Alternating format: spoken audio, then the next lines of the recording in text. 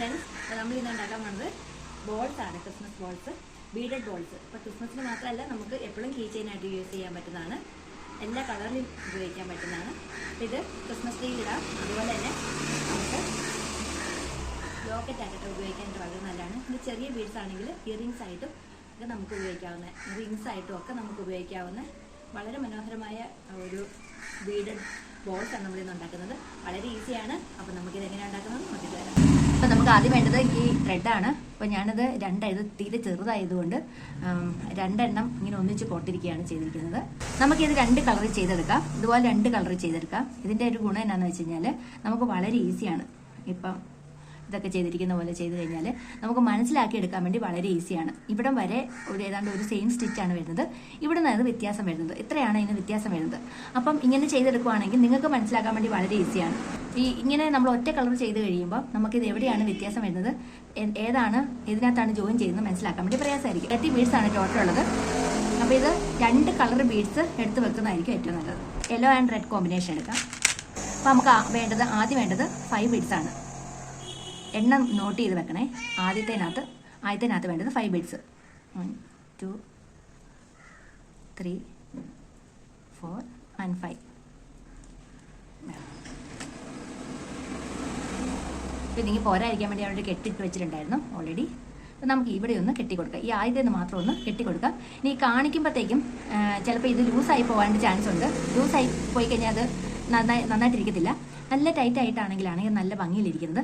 അപ്പോൾ ഞാനിത് ലൂസായി പോകാൻ ചാൻസ് ഉള്ളതുകൊണ്ട് ഇടയ്ക്ക് ഞാനൊന്ന് നോട്ട് ഇട്ടിട്ടായിരിക്കും കാണിച്ചു തരുന്നത്. നിങ്ങൾക്ക് വേണമെങ്കിൽ അങ്ങനെ ചെയ്യാം. സ്റ്റാർട്ടിങ്ങിൽ അങ്ങനെ ചെയ്യാം. നന്നായിട്ട് പഠിച്ചു കഴിഞ്ഞിട്ട് നേരെ ചെയ്യാം. അപ്പോൾ ആദ്യത്തെ ഞാൻ കെട്ടിട്ട് കൊടുക്കുകയാണ്. നന്നായിട്ടൊന്ന് ടൈറ്റ് ചെയ്ത് കൊടുക്കുകയാണ്. ഇത് കഴിഞ്ഞിട്ട് ഞാൻ തൊട്ടടുത്ത ബീഡിലേക്ക് എടുക്കുകയാണ്.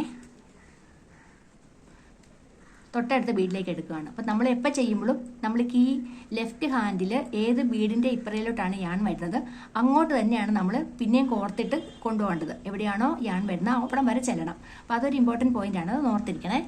വളരെ ഈസിയാണ്. ഇങ്ങനത്തെ കുറച്ച് ടെക്നിക്ക് ഒന്ന് ഓർത്തിരുന്നാൽ മാത്രം മതി. അപ്പോൾ ആദ്യത്തേത് 5 ബീഡ്സ്, രണ്ടാമത്തേത് 4 ബീഡ്സ്. 5 ആയി, 4 ആയി.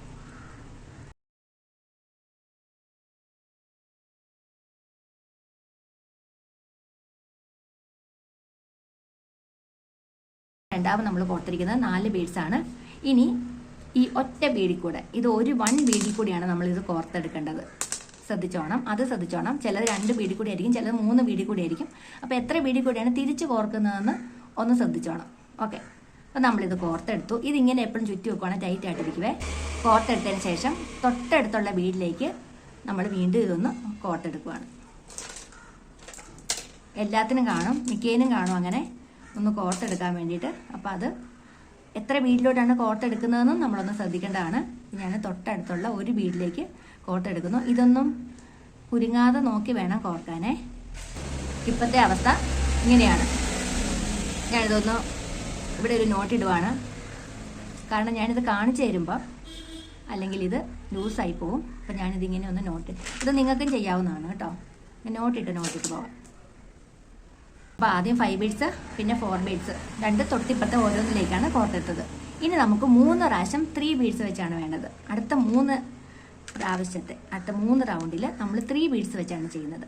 അപ്പം ആദ്യത്തെ 3 ബീഡ്സ്,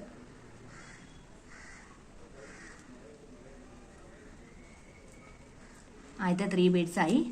ഇതിനി നമ്മൾ കോർക്കേണ്ടത് 2 എണ്ണത്തിൽ കൂടിയാണ്. അപ്പോൾ ആദ്യത്തെ 5ഉം 4ഉം നമ്മൾ കോർത്തെടുത്തത് ഓരോന്നിൽ കൂടിയാണെങ്കിൽ നമ്മൾ ഈ 3 ബീഡ്സ്, എല്ലാ 3 ബീഡ്സും 2 ബീഡ്സ് കൂടിയാണ് കോർത്തെടുക്കേണ്ടത്. ഈ 2 ബീഡ്സ് ഇങ്ങനെ നമുക്കൊരു ജംഗ്ഷൻ ഉണ്ടാവും. ആ ജംഗ്ഷനിലുള്ള 2 ബീഡ്സ് കൂടിയാണ് കോർത്തെടുക്കേണ്ടത്.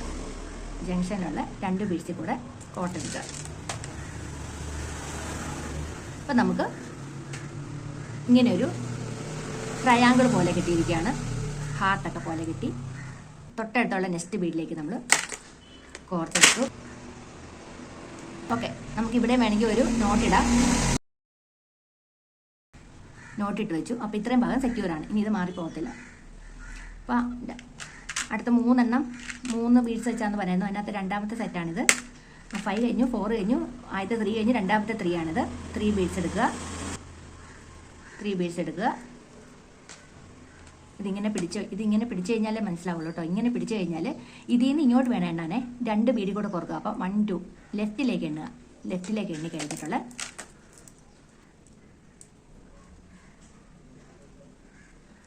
ലെഫ്റ്റിലേക്ക്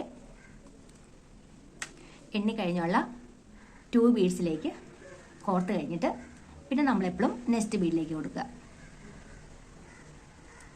നെക്സ്റ്റ് ബീഡിലേക്ക് കൊടുക്കുക.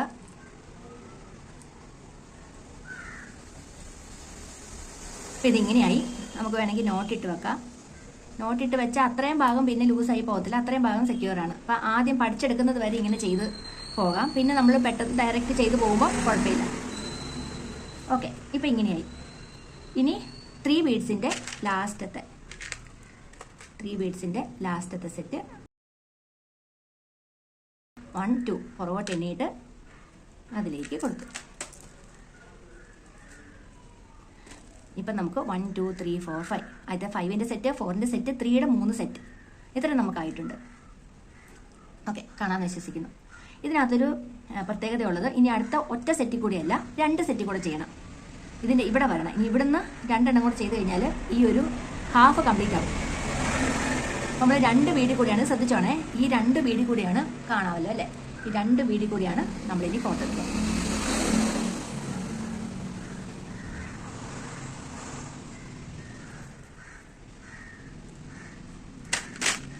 ഇതിപ്പോൾ ഒരു ഹാഫ് കംപ്ലീറ്റ് ചെയ്യാൻ വേണ്ടി ഇനി ഇവിടെ 2 എണ്ണം കൂടെ വന്നാൽ മതി.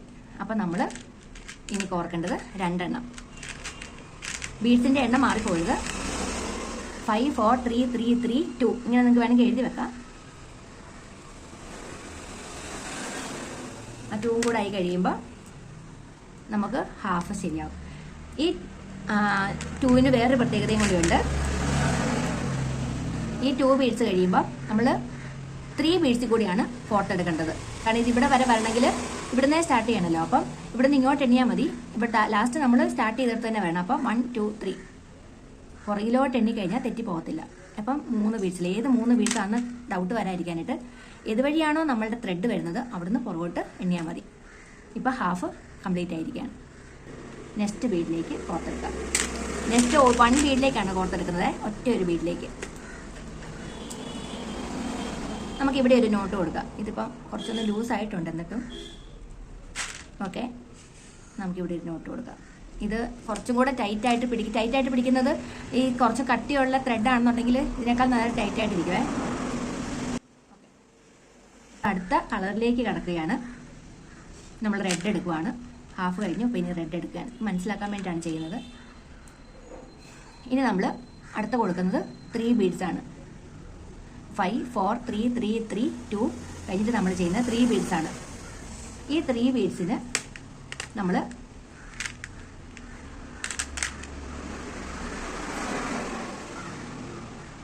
ടു ബീഡ്സിൽ കൂടിയാണ് എടുക്കേണ്ടത്. ഇവിടെ ജംഗ്ഷൻ ഉണ്ട്. ഈ ജംഗ്ഷനിലെ 2 ബീഡ്സ് വരുമ്പോൾ മിക്കവാറും ജംഗ്ഷനിൽ കൂടി ആയിരിക്കും ചെയ്യുന്നത്. ശ്രദ്ധിച്ചാൽ മതി. 2 ബീഡ്സിൽ കൂടി എടുക്കാൻ പറയുമ്പോൾ എല്ലാം അവിടെ ഒരു ജംഗ്ഷൻ കാണും. ഓക്കെ, 3 ബീഡ്സ് എടുത്തു.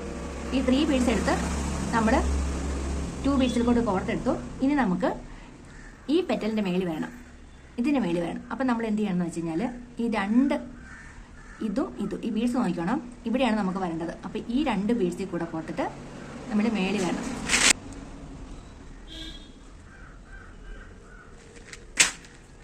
അപ്പം നമ്മൾ 3 ബീഡ്സ് കോർത്ത് നമ്മൾ ഇവിടെ വരെ വന്നിട്ട് നമ്മൾ ഇവിടെ വരെ വന്നെങ്ങനെയാണ് 2 ബീഡ്സിൽ കൂടെ കോർത്തിട്ട് നമ്മൾ ഇവിടെ വരെ വന്നു.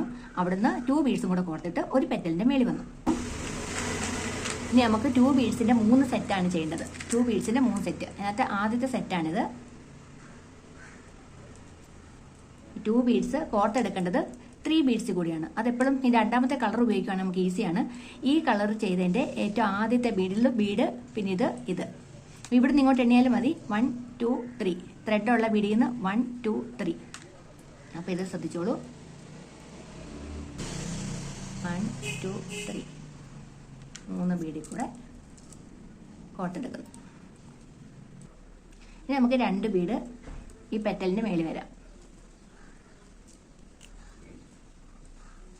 പെറ്റലിൻ്റെ മുകളിൽ കൂടിയാണ് നമ്മളെപ്പോഴും ഈ 3 ബീഡ്സ്. നമുക്കിവിടെ വേണമെങ്കിൽ ഒരു നോട്ട് ഇടാം. അപ്പോൾ ഇത്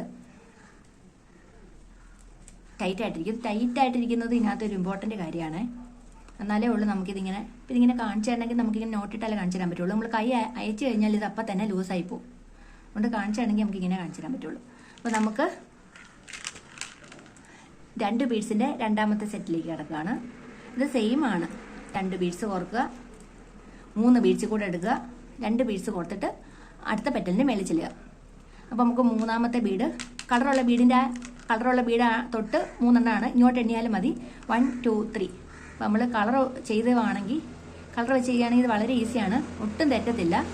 1 2 3. ഇല്ലെങ്കിൽ നമ്മൾ ഒരേ കളറിലാണ് പഠിക്കുന്ന സമയത്ത് വളരെ ഡിഫിക്കൽട്ടായിരിക്കും.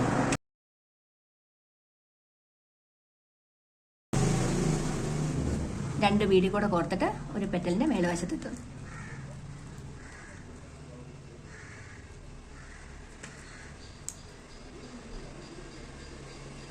ഇനി റെഡ് ബീഡ് 2 ബീഡ് കോർക്കുന്നതിന്റെ മൂന്നാമത്തെ ലാസ്റ്റത്തെയാണിത്. 2 ബീഡ് എടുക്കുക.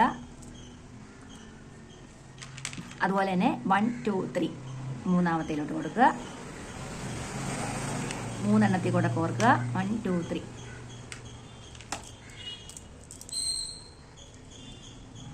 ഓക്കെ, ഇത്രയായി കഴിയുമ്പോൾ ഇനി ഈ ഒറ്റ ബീഡിൻ്റെ കൂടെ ആവശ്യമുള്ളൂ ഇവിടെ. പക്ഷെ അതിന് ടൈം എടുക്കും. വേറൊരു കാര്യം ചെയ്യാനുണ്ട്. നമ്മൾ ഇത്രയും ചെയ്ത് കഴിഞ്ഞിട്ട് നമ്മൾ തിരിച്ച്, ഇനി അങ്ങോട്ടല്ല, തിരിച്ച് ഈ ഒരു ബീഡിൽ ഈ ലാസ്റ്റ് നമ്മൾ കോർത്ത് വേറെ കളർ കോർത്ത് ഒരു ബീഡിലേക്ക് തിരിച്ച് വരണം.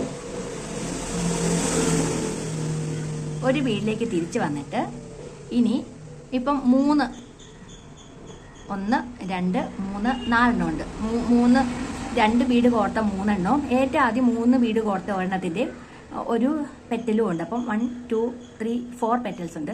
ഈ എല്ലാ പെറ്റൽസിൻ്റെ ഏറ്റവും മുകളിലത്തെ ടോപ്പിൽ ഏതാണെന്ന് അറിയാൻ വേണ്ടിയിട്ട് എന്താ ചെയ്യേണ്ടതെന്ന് വെച്ചാൽ 3 ബീഡ് ഉണ്ടെങ്കിൽ അതിൻ്റെ നടുക്കത്തേത് 1 2 3 ഓരോ പെറ്റലിൻ്റെ 3 എണ്ണമാണല്ലോ ഉള്ളത്.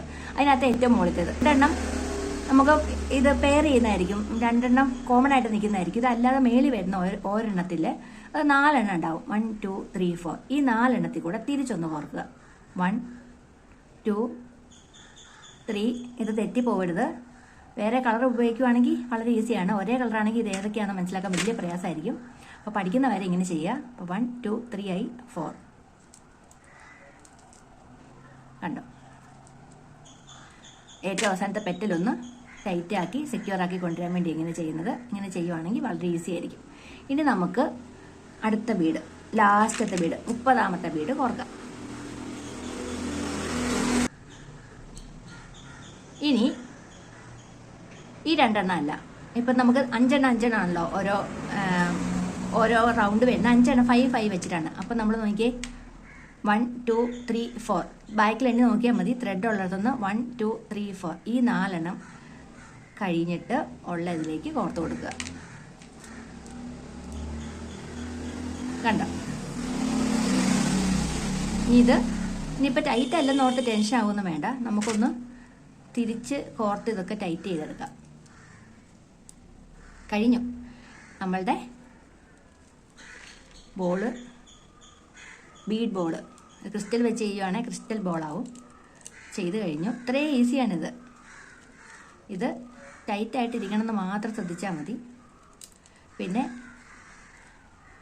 2 കളർ ഇട്ടിട്ട് ചെയ്ത് പഠിക്കുക. ഇത് സ്റ്റാർട്ട് ചെയ്തെടുത്ത് തന്നെ വന്നു. സ്റ്റാർട്ട് ചെയ്തെടുത്തിട്ട് വന്നിട്ട് നമുക്ക് വേണമെങ്കിൽ ഇവിടെ നമുക്കൊരു കീ ചെയിൻ കൊടുക്കാം. കീ ചെയിൻ ഇങ്ങനെ കൊടുക്കണമെന്നില്ല കേട്ടോ. നമ്മൾ സ്റ്റാർട്ട് ചെയ്യുന്ന സമയത്ത് തന്നെ നമുക്ക് കീ ചെയിൻ ഇട്ടിട്ട് സ്റ്റാർട്ട് ചെയ്യാം. ഏറ്റവും ആദ്യം ഇതിനകത്ത് ഇങ്ങനെ വന്നു കഴിയുമ്പോൾ നമ്മുടെ ഈ കെട്ടൊക്കെ കാണും. അപ്പോൾ ഇങ്ങനെയൊന്നും അല്ലാതെ നമുക്ക് ഏറ്റവും ആദ്യം 5 ബീഡ്സ് ഇടുന്നതിനകത്തോട്ട് ഈ ചെയിനും കൂടെ ജോയിൻ ചെയ്തുകൊണ്ട് നമുക്ക് ഇട്ട് കൊടുക്കാം. ഇനി ഇത് കട്ട് ചെയ്യുമ്പോൾ ഓർത്തോണം, അതൊരു ലൈറ്റർ വെച്ചിട്ട് നമുക്ക് അതൊന്ന് ഉരുക്കിയിട്ട്, നൈലോൺ ത്രെഡ് ആയതുകൊണ്ട് നമുക്ക് അതൊന്ന് ഉരുക്കി സെക്യൂർ ചെയ്ത് കൊടുക്കാം, കാണത്തില്ലാത്തതുപോലെ. അപ്പോൾ ഇത് നമുക്ക് എവിടെയെങ്കിലും ലൂസായിട്ട് തോന്നുവാണെങ്കിൽ അതുവഴി എല്ലാം പോയിട്ട് നമുക്കിതൊന്ന് ടൈറ്റ് ചെയ്ത് കൊടുക്കാവുന്നതാണ്. ഈ സമയത്ത് നമുക്ക് ബോൾ എവിടെയെങ്കിലും ലൂസായിട്ട് തോന്നിക്കഴിഞ്ഞാൽ 5 ബോളാണല്ലോ ഇത്, എല്ലാം 5 5 ആണ് വരുന്നത്. അപ്പോൾ 5 5 വരുന്നിടത്തെല്ലാം നമുക്കിങ്ങനെ ഒന്ന് പോയിട്ട് സെക്യൂർ ചെയ്ത് കൊടുക്കുവാണെങ്കിൽ ഇതെല്ലാം ഇതിൻ്റെ ടിപ്സാണ് കേട്ടോ. ഈ ചെറിയ ടിപ്സായിരിക്കും ചിലപ്പം നിങ്ങൾക്കത് ശരിയാകാതിരിക്കുന്നത്. എനിക്കിത് ആദ്യം പഠിച്ചു കഴിഞ്ഞപ്പോൾ ഭയങ്കര സന്തോഷമായിരുന്നു. കുറേ വേറെ ട്യൂട്ടോറിയൽ ഒരുപാട് നോക്കിയിട്ടൊന്നും ഇത് പഠിച്ചെടുക്കാൻ പറ്റുന്നില്ലായിരുന്നു. ഇപ്പോൾ ഇത് ആദ്യം പഠിച്ചെടുത്തപ്പോൾ ഭയങ്കര സന്തോഷമായിരുന്നു. അപ്പം ഇതൊരു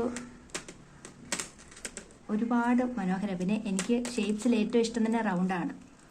കാരണം അതിന് സൈഡ്സ് ഇല്ല, അതിന് ഒട്ടും അഹങ്കാരം ഇല്ലാന്ന് തോന്നിയിട്ടുണ്ട്. എന്തിൻ്റെയും കൂടെ പോകും. ചെയ്യാം.